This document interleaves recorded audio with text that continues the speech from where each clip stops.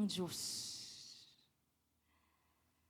Ang siyang magbibigay ng kahulugan ng mga panaginip ninyo para sa ikabubuti ninyo. Verse 39. Nagsiswap ako ng Tagalog-English because sinesearch ko ano yung mas magandang version. The king told Joseph, God is the one who has shown you these things. No one else is as wise as you are or knows as much as you do. I'm putting you in charge of sabi mo nga, palace. Wow, the best. And everybody will have to obey you. No one will be over you except me. You are now governor of all Egypt. Okay, the palace season is a test of wisdom and stewardship.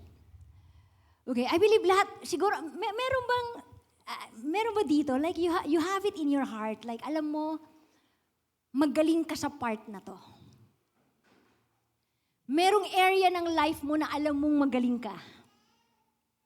You mastered it so much na hindi ko alam, magaling ka sa pagluluto, magaling ka sa numbers, magaling ka sa paglilid ng mga tao, magaling ka sa sports, no? Magaling ka sa sayaw, maganda ang boses mo, no? God has placed that great talent inside of you. Pero merong season sa life mo na parang feeling mo hindi napapansin. Parang hindi lang nila alam, magaling ako dyan eh. Okay. Okay. Magaling, no? Meron kang galing dyan. But in God's perfect time, sabi mo, God's perfect time, ang Lord magtataas sa'yo. No? Anong kailangan mong gawin? Just be a good steward wherever the Lord has placed you today. Maaring nasa mababang posisyon ka. Maaring, no, yung sweldo mo. Okay? May mga nakakausap akong, mga empleyado pinag-overtime, ayaw mag-overtime. Bakit ako mag-overtime? May ganito lang sweldo ko. Tapos wala naman kaming overtime pay. Okay? Let's be a good steward. Okay, naalala ko po nung first time ko, after my graduation in UP, nagtrabaho ako sa Decorp. Ang starting salary ko, 200 pesos per day. Sabi ng tatay ko, si Tatay Lito, sabi niya, sigurado ka dyan? Gusto mo yung trabaho na yan? Sabi sa akin. Kasi nga, mas malaki pa yung allowance na binibigay niya sa akin nung nag-aaral ako kaysa sa sweldo ko. No? But I told my father, sabi ko, okay lang pa, okay lang yan. Ang sweldo ko, 200 pesos per day, but I will work as if my salary is 200,000 pesos per day. Like, I will give my best. And yun na nga, grabe, no? Dapat, parang, ang probationary ko, dapat 6 months lang, 3 months pa lang, na-promote na, na-regular na. No, hindi dapat ako nagtitraining dahil hindi naman ako regular, pinapadala na ako sa Manila. Okay? Sabi mo sa katabi mo, give your best. Be a good steward. No? Kung magtatrabaho tayo, magtrabaho ka kung ano yung sweldo na ine-expect mo. No? Hindi yung base sa sweldong tinatanggap mo. No? Gusto mong sweldo ng 6 digit? Hindi magtrabaho ka as if 6 digit ang sweldo mo. And the Lord will bless you. Ganun ang ginawa ni Joseph. Actually, wala siyang sweldo eh. No, he was a slave, but he gave his best. Nasa kulungan siya. He doesn't deserve it, but he gave his best. Wala siyang mapapala. He gave his best. And one day, promotion. Isa ito sa mga P ni Joseph, promotion came. No, from prison, he was promoted to be the prince of Egypt. And last, yan, can I have our keyboardist now? We will end with this. Ito na, pang-apat na P. Okay? Promise. Nung humarap siya kay Pharaoh, after 17 long years, hindi pa po yun yung fulfillment ng promise ng Lord. The best is yet to come. Okay? Ano itong number 4? No, paano ko? Siguro sa inyo, alam mo dito sa atin, marami nang dumaranas ng promotion. Amen? Marami na rin dumaranas ng prosperity eh. But I have encouragement for all of us here in JALC Dagupan. The best is yet to come. Okay? Meron pa. Come on, encourage mo ang katabi mo. Meron pang mas matindi. Wala pa yan. Okay? And here, no, dito sa fulfillment ng promise, It is a test of love and forgiveness. Ito na ngayon. Kaharap niya na yung mga taong nagtaksil sa kanya. Kaharap niya na yung mga taong gumawa ng mga masasakit na bagay sa kanya. Kaharap niya na sila. Look at his statement, chapter 45, verse 5. Sabi niya sa kanya, takot na takot sila kasi parang, wow, gagantihan na tayo, ito na yon. Huwag kayong mag-alala. At huwag ninyong sisihin ang sarili nyo dahil ipinagbili nyo ako rito. Na naintindihan niya ang plano ng Panginoon. Dahil ang Diyos ang siyang nagsugo sa akin dito para iligtas ang buhay ninyo. Verse 8. Kaya hindi kayo, wow, no? Hindi kayo ang nagpadala sa akin dito, kundi ang Diyos. Chapter 50. Verse 19. Ito yung takot na takot, patay na ang kanilang tatay. Naku, wala na si tatay. Baka nagpipigil lang yan si Jose kasi buhay pa si tatay. Naku, wala na si tatay, lagot na tayo, mag-ready na tayo. Takot na takot sila. Pero sabi niya, huwag kayong matakot. Sino ako para makialam sa plano ng Diyos? Naintindihan niya na lahat ng masasakit na pinagdaanan niya, the pit, prison, those who are part of God's plan, part of God's preparation for His promotion one day. Naintindihan niya. No, hindi niya sinabing, eto na pagkakataon ko. Kala nyo ha. Pero sabi niya, sino ako para makialam? Ang Diyos. Paano niya naintindihan yun? Kasi nga, the Lord was always with him eh. No, tuwing nasasaktan siya, takbo siya sa Lord. No, tuwing feeling niya, ano ba ito nangyari? Takbo siya sa Lord. Lord, ano ba to? Bakit ganito? Kakausapin siya ng Lord, anak, parte yan, anak. Parte yan, anak, kasama yan. So he held on to God's promises. No, basa ng Bible, and the Word of God is confirming God's promise every day. Araw-araw, tumatakbo siya sa Lord. Lord, tulungan mo ako. Lord, pagod na ako. Lord, hindi ko na to kaya. At papalakasin siya ng Panginoon. Kaya everyday motivated siyang magtrabaho, inspired siya to give his best. Kasi everyday he spends time in the presence of God. Sabi niya, totoong nagplano kayo ng masama sa akin. Plinano na ng Diyos na magdulot iyon ng kabutihan na siyang nagligtas ng marami sa inyo sa taggutom. Huwag kayong matakot. Grabe. Susustentuhan ko kayo ng pagkain. Pati ang mga anak ninyo. Pinangakuan sila ni Jose at nakapagbigay ito ng kaligayahan sa kanila.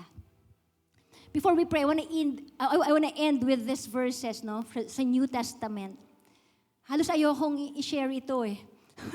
Kasi minsan ang hirap i-apply ng word.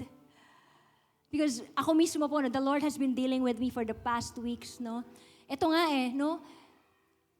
bago tayo mag-anniversary, like some of us received many punches. Right after the anniversary, we are still receiving many punches. To test our love, to test our forgiveness. Jesus said in Luke 6:35-37, ito po yung ultimate character na i-develop ng Panginoon sa atin. But love your enemies. Sino pong may enemy? Grabe. And be kind. I'm reading from Amplified Classic. Ang Amplified version kasi, ini-explain pa niya Ano bang ibig sabihin ng be kind and do good? Doing favors so that someone derives benefit from them. Ito pa, matindi. And lend. Expecting and hoping for nothing in return. Grabe, nasa Bible pala to. But considering nothing as loss and despairing of no one. And then your recompense, your reward, will be great. Ako din mismo, may mga dinidil ang Lord sa akin. Na parang feeling na, minsan may nililid ang Lord sa atin, na feeling natin pag sinunod natin, it will be our lost. Di ba? parang lugi ako pag ginawa ko to. Pero ang pinapromise ng Lord, ang reward daw pag ginawa daw natin yon, your reward will be great. Rich, strong, intense, and abundant. Tas ang ganda nung last, and you will be sons of the Most High. Yun daw yung magiging ebidensya na tunay tayong anak ng Diyos. For He is kind and charitable and good to the ungrateful and the selfish and wicked. Are there people who are mistreating us, accusing us? Maging mabait daw tayo sa kanila. Verse 36, be merciful, sympathetic, tender, responsive, and compassionate, even as your Father is all this. Ito, verse 37, judge not, neither pronouncing judgment nor subjecting to censure. Chinek ko yung definition ng censure is judgment, condemnation, official reprimand. And you will not be judged. Do not condemn and pronounce guilty, and you will not be condemned and pronounced guilty. Ito daw ang gagawin natin, acquit, forgive, and release. Give up resentment, let it drop. And you will be acquitted and forgiven and released. Joseph did all that because he understood the plan of God. Grabe yung strength ni Joseph. Walang nang-i-encourage sa kanya to do it eh. But it was only the Lord's presence reminding him always. Amen. So whatever we're going through right now, I want to encourage you, the best is yet to come. That thing, maybe it is painful, hurtful, it's part of the preparation. Part ng preparation ng Panginoon sa iyo yan. No, meron na siyang dinidevelop. No? It doesn't matter kung ano yung situation natin ngayon eh. Ang nagmamatter sa Panginoon, yung character natin. Uy, good job siya. Humble na siya. Uy, nagtitiwala na siya sa Lord. Di na siya nagtitiwala sa tao. Wow, marunong siyang magpatawad. Marunong nang magmahal. Uy, masipag na siya. Oh. Kahit na mababa yung sweldo niya, he is giving his best. He's a good steward. Ginagamit niya yung talent na binigay ko sa kanya. All those are preparation. Who wants to experience God's best? Can you raise your hand? Can you stand up? You want to experience God's best? Kanina nung nag-start tayo, ang tanong ko, are you ready? No? Siguro, dadagdagan ko yung tanong. Are you ready for your pit season? Are you ready to go through a season of prison?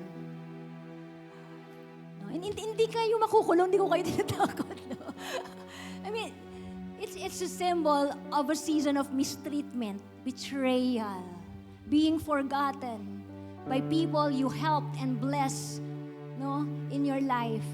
Because the Lord is forming something, no, in our character. Sige, let's just... Right now, I want you to be reminded of all the promises of God upon you. Yung pangako ng Panginoon sa iyo. Minsan yung iba sa atin, nailibing na eh. Dahil sa dami ng sama ng loob na pinagdaanan natin, nakalimutan na natin yung pangako ng Panginoon. Pero ang Lord, He is faithful.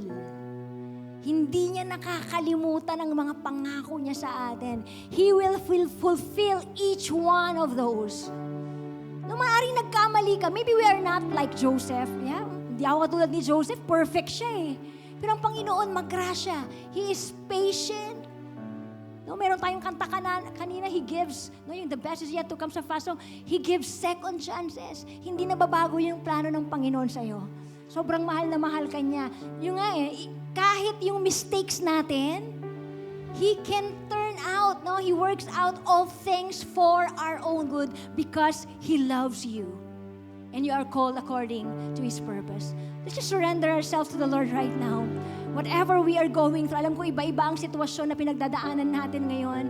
Yung iba masakit, painful, betrayal, no, may mga narinig kang masasakit na salita, you are being tested in your integrity sa work, sa pag-aaral, sa negosyo. Come on, let's just trust the Lord right now. Yes, God. Yes, Lord. Yes, Lord. Come on, just commit to God. Lord, I will trust you. I will trust you, Lord. Magtitiwala ako, Panginoon. Hindi ako bibitaw sa pangako mo sa akin. Lord, Lord, mangyayari yun, Panginoon. Some of you, God is dealing pride in your heart. God is breaking you. God is humbling you. Lord, sige Lord. Lord, sinusuko ko sa iyo, Panginoon. Sige, Panginoon. Lord, I have nothing to lose. Lord, Panginoon, wala akong kailangang patunayan sa ibang tao, Panginoon. Lord, handa akong pagdaanan. Ano yung kailangan kong pagdaanan, Panginoon, para mapalugod kita, Panginoon. Come on, just humble ourselves before you. I don't know, maybe there's some of you here, nawawalan ka na ng gana sa trabaho. Tinatamad ka nang ibigay ang best mo. But the Lord is dealing something in you right now. Give your best. Be a good steward of your time in your office. Ibigay mo itodo mo. Todo mo yung ibigay mo yung talino mo. Gamitin mo yung galing mo.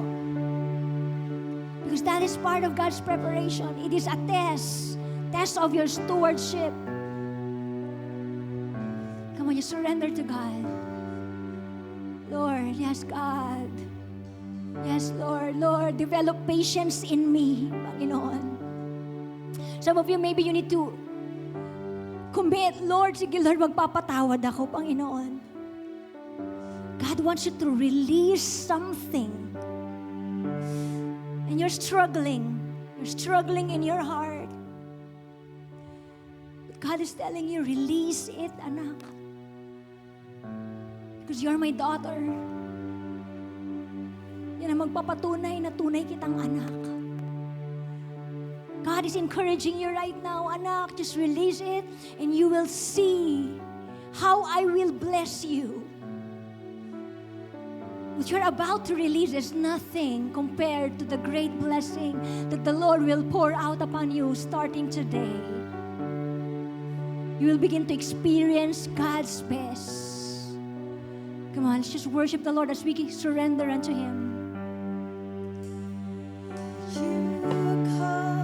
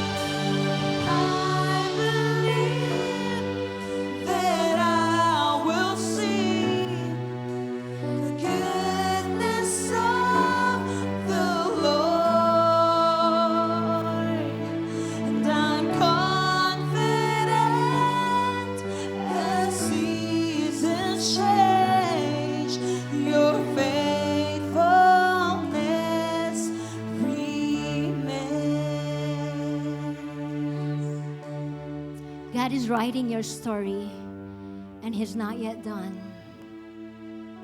He's not yet done. Hindi pa tapos ang kwento ng buhay mo, kapatid. We have just begun. The best is yet to come.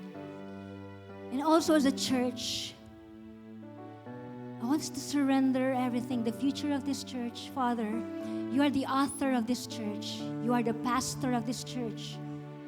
We believe whatever we're going through right now is part of your great plan for us. We have just begun.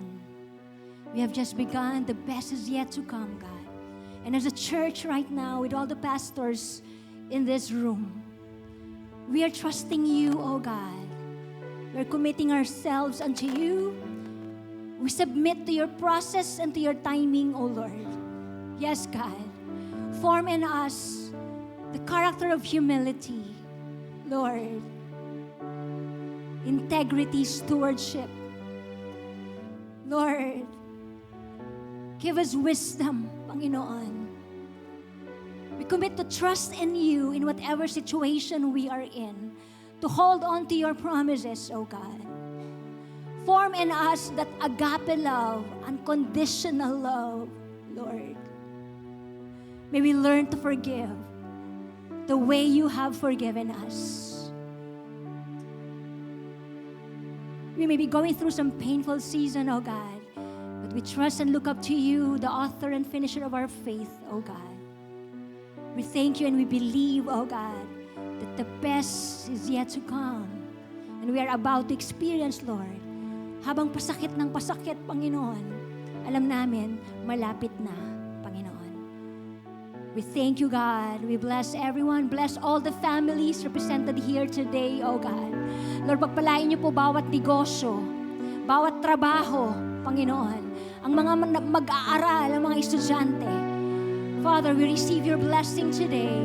We thank you, God. We give you back all the praise, all the honor. In Jesus' name we pray. Amen and amen. Come on, let's give the Lord the best clap offering. God bless po. You may be seated for a while.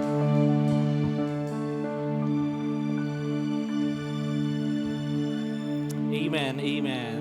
Pwede pa ba natin palakpakan ng Panginoon? No, sabi dun sa kanta, and we believe that we will see the goodness of the Lord and a season change, God's faithfulness remain. Magbago man ang panahon, no, magbago man yung circumstances mo, ang katapatan ng Panginoon, hinding-hindi magbabago. Amen? Amen. Thank you, Pastor Alotis, for sharing the word this morning through the life of Joseph. No, that God allows testing, no, in our lives, that our characters will be molded, no, and we experience the best plan of God for our lives, no. Praise God, no. Again, we want to welcome everyone sa ating service. Welcome to Jesus Abiding Love Church. Anyone here who joined us for the very first time? Meron po ba? First time na nag-join, can you just wave at me? Second time, welcome back po. Third time, and timer. Ayan, so for our weekly, for our processing time later, no, ito yung pag-uusapan natin. No, number 1, no, what important lessons, no, have you learned from the life of Joseph? I believe marami sa atin nakarelate tayo in some ways, no, sa buhay ni Joseph. Meron bang mga taong inaakusahan ka sa mga bagay na hindi mo ginawa? Meron bang ibang taong hindi nila nakikita yung ginagawa mo, yung effort mo? No? So, share ano yung lesson na natutunan mo from the life of Joseph. And number 2, no, how will you respond, no, right now, no, as you face testing and trials in your life? No, paano mo ngayon naharapin yung mga pagsubok, yung mga testing, no, na inaalaw ng Lord sa buhay mo? Okay? Okay ba yon? Okay? So mamaya, wala pa pong aalis, no, we'll have our processing time. And for our few announcements, tuloy-tuloy pa rin po ang ating mga weekly activities. Every Wednesday, we encourage everyone to join us in our night of worship, 7 p.m. dito po sa church, and prayer meeting, 6 a.m. every Saturday. Okay, and this coming April 24 to 26, we will be having our Glee Retreat 2026. Okay, so this will be our first ever Glee Retreat. We're encouraging everyone to join us. Kailan po? April 24 to 26. So next month na po yan. Please mark your calendars. We have registration of 400 for students and 500 pesos for non-student. This includes meal and all the materials that we'll be using during our retreat. Saan po yan gaganapin? Dito po sa church. Amen? And as we prepare for our Glee retreat, no? Parang kunwari meron kang malaking event na pupuntahan. Before that, no, days before that, meron tayong gagawing paghahanda, tama? So as we prepare for our Glee retreat, we will be having what we call Glee class, which will start this March 22. So this Glee class, no, meron po siyang 4 na session.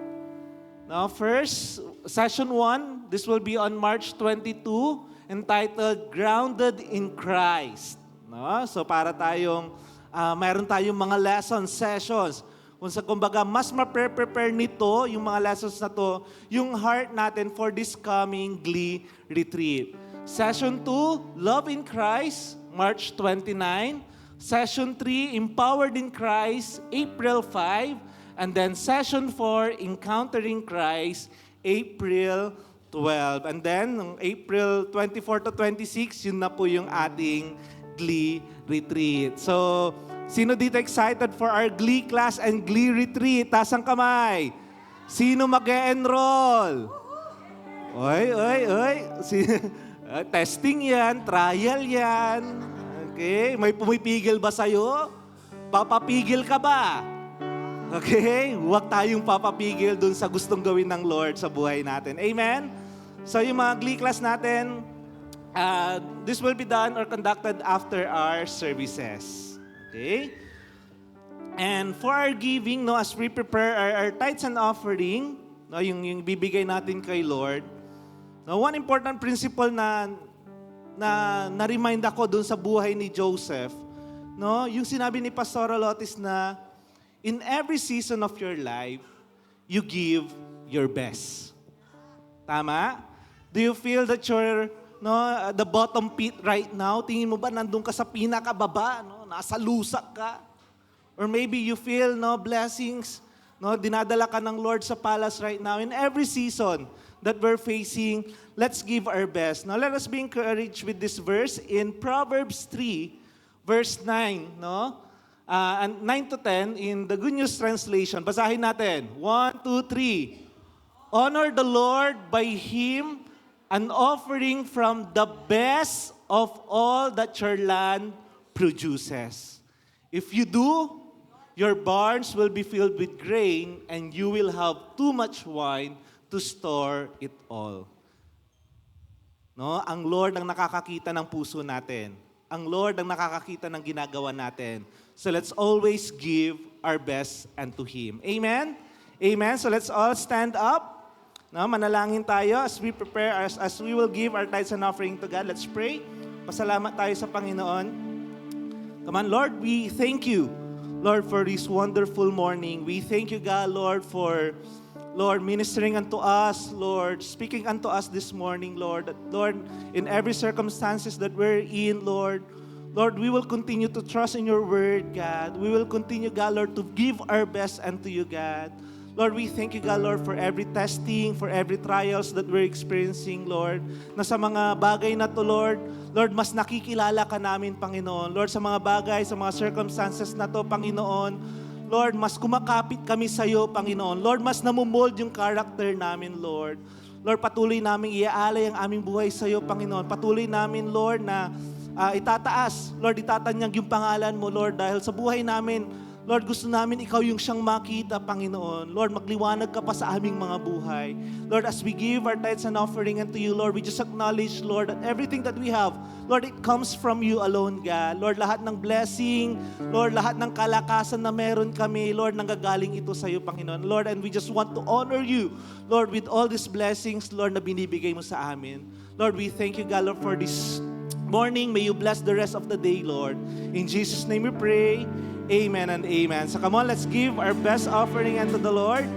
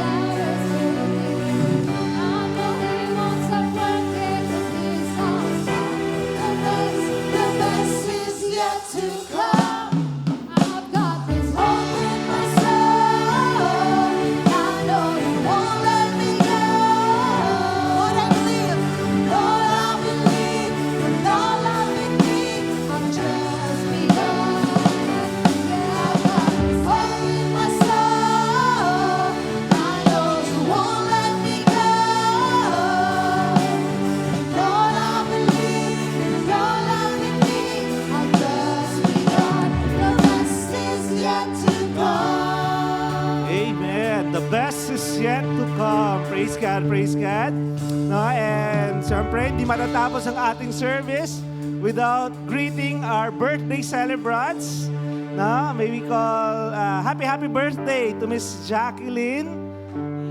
Nasaan sila? Miss Jacqueline, happy birthday po. May we invite you here in front. Also with baby Amara, happy birthday. And Laika, Laika T. Nasaan na? Represented by their mommy. Okay. Ate Jen. So let's sing a happy birthday to them. Happy birthday to you. Happy birthday. Happy birthday. Happy birthday. Happy birthday to you. Happy birthday to you. Happy birthday to you. Happy birthday. Happy birthday. Happy birthday to you.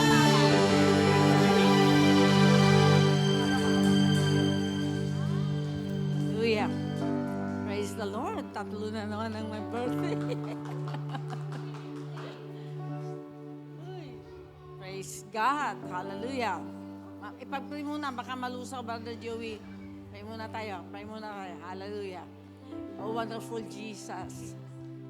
Ikaw, Panginoon, ang nagbigay, Lord, sa buhay ng tatlo na ito, Panginoon, na binigyan mo sila ng pagkakataon na mararanasan kanila dahil sa paglilingkod nila sa iyo, Panginoon. Hallelujah. Lord, ang magandang karanasan na nangyari na in the past, oh God. Even until now, Lord God, you allow them to experience the best in what you have prepared in their life, Lord. At sa marami pang taon, Panginoon, na sila ay magpapatuloy sa iyo, Panginoon, mas matindi pa at mas maganda pa, Panginoon, ang hinaharap nila, Panginoon. Hallelujah. At we are so thankful, nakiki-rejoice kami sa kanila, na even at the stage na sa iba-ibang edad nila, Panginoon, ay nasa magandang kalusugan. Lord, ang kanila pong mga nararanasan, O God, ay nagdudulot na ito ng papuri at pasasalamat at pagsamba sa iyo. More, Panginoon, Lord God, in these years that will come into their lives, and they will even be more progressive, more healthier, oh God. Lord, and many more people, Lord God, will be attracted to their lives, Lord God, as you let their light to shine upon all men, that they may see the good works you are doing into their lives, and they will glorify the Father. People will be attracted, Lord God, into your kingdom because of these people. We praise you, Lord God, and we rejoice with them. In Jesus' name, happy birthday.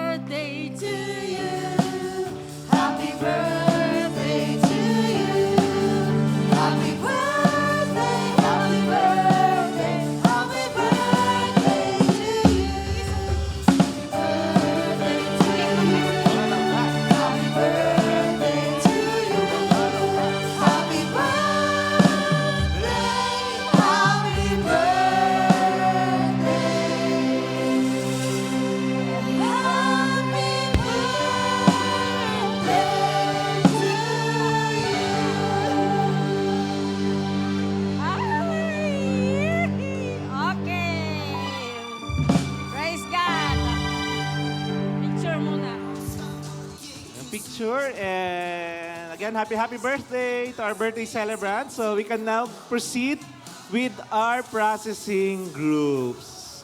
Yan. So we encourage everyone to join our processing groups.